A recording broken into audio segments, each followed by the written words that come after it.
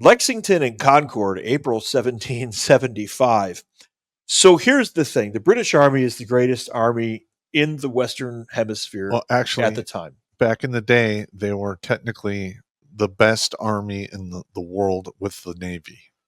France had not come to the point where they can actually challenge them at that point. Yeah. France became the premier land army in like 1800-ish. Yeah. 1895. No, not 1796. That's under Napoleon. Yeah, Napoleon. I have some histories of Napoleon that were written in the 1920s. Yeah. They're really interesting. Most of the modern stuff is not very useful in any way. Well, they scrub out a lot of the good shit. Exactly. Yeah. These 1920s versions did not do that, and they also included all of Napoleon's friends who were with him at the time, because he had a court. He had declared himself emperor. Yeah, he did. Anyway, that's a whole different show. Yeah. Well, we can't get into it here. We could do a Napoleon show. Yeah, we could.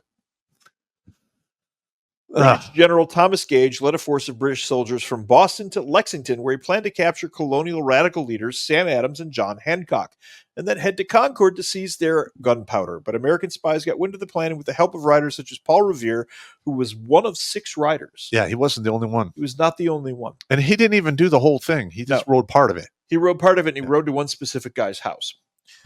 Word spread to be ready for the British. Now, here's the thing.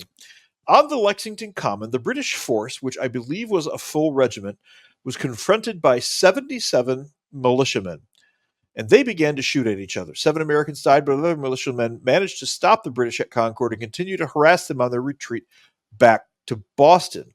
Now, this is a big deal. And those guys were the Minutemen. They were the first Minutemen. Yep. These guys had been living in America for years at that point, if not born there in most cases. And they were backwoods hunters. They were the guys that when that piece said that most Americans had never seen a gun before.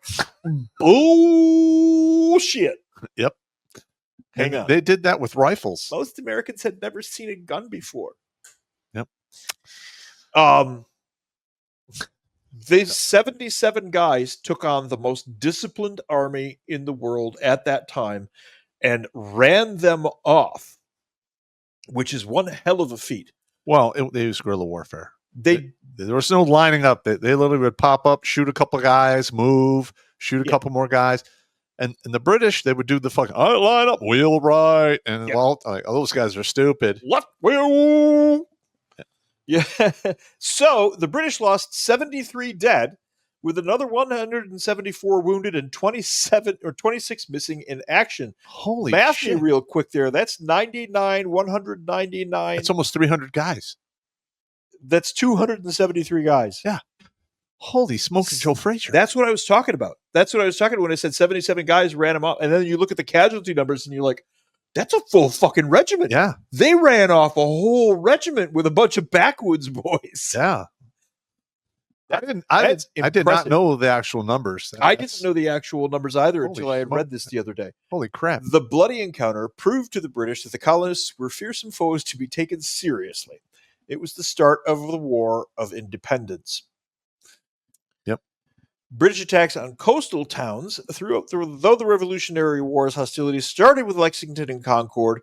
Randall says that at the start it was unclear whether the southern colonies, whose interests didn't necessarily align with the northern colonies, and this would always hold true and still holds true to this day, would all be all in for a war of independence. The southern colonies had a lot of trade going with Europe and England. The Southerners were totally dependent upon the English to buy their crops.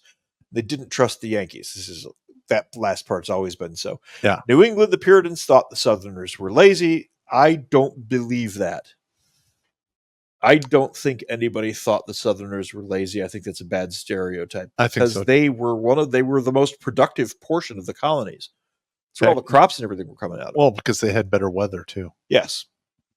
That was before the brutal British naval bombardments and the burning of the coastal towns of Falmouth, Massachusetts, and Norfolk, Virginia, helped to unify the colonies. In Falmouth, where the townspeople had to grab their possessions and flee for their lives, Northerners had to face up to the fear that the British would do whatever they wanted to them. As historian Holger Hawkins written, the burning of Falmouth shocked General George Washington, who denounced it as an exceeding barbarity and cruelty. every hostile act. Listen, practiced they among always civilians. say that Yes. whenever war kicks off and civilians start getting tore up, it's like a war against humanity. It's terrible. Look, it's fucking war, man. Basically, when a war like this kicks off, whoever is leading the war or wanting the war to happen will take one single event or a handful of events for everybody to rally around. Concord, Paul Revere, Falmouth, all of these things. The Declaration where the Francis Scott Key wrote the Star Spangled Banner. They were shelling the fort there, and I can't remember the name of the fort. Was it Fort Sumter? Fort Sumter. Was it Fort Sumter? I think it was Fort Sumter. At any rate, they always do this. For us, with the whole Iraq thing, it was the Jessica Lynch incident. Oh, yeah. Or the ambush that... I know a couple Rangers who were in that rescue, and it was fucking bullshit. Yeah. But they use incidents like that when they try to use Pat Tillman, but that turned out to be a blue on blue. Yeah. Listen, when you're an E4, when you're an E4 in the regiment, you just don't do shit like that. Yeah. You need to get on the radio and tell people what you're doing, because you will get lit up. But what I'm getting at is any incident that looked like heroism, they tried to use as propaganda. Yes. Yeah. Well, I mean, propaganda is always been a tool, and correct. If you're watching mainstream media, you're watching propaganda right now. Yes, that is correct. And right here in 1775, leaders of the rebellion seized the burnings of the two ports to make the argument that the colonists needed to band together for survival against a ruthless enemy and embrace the need for independence. That's propaganda. That's what it is. 100%. I mean, whether it's your side or their side or somebody else's side, it's still propaganda. That's just how... That's how they rolled. Works. Watch Grunt Speak live every Tuesday and Thursday at 8 p.m. Eastern. And if you want to join Pop for Supporter Sundays, go to redonkulous.com/donate and make a monthly pledge. A link is in the Meat Gazer box.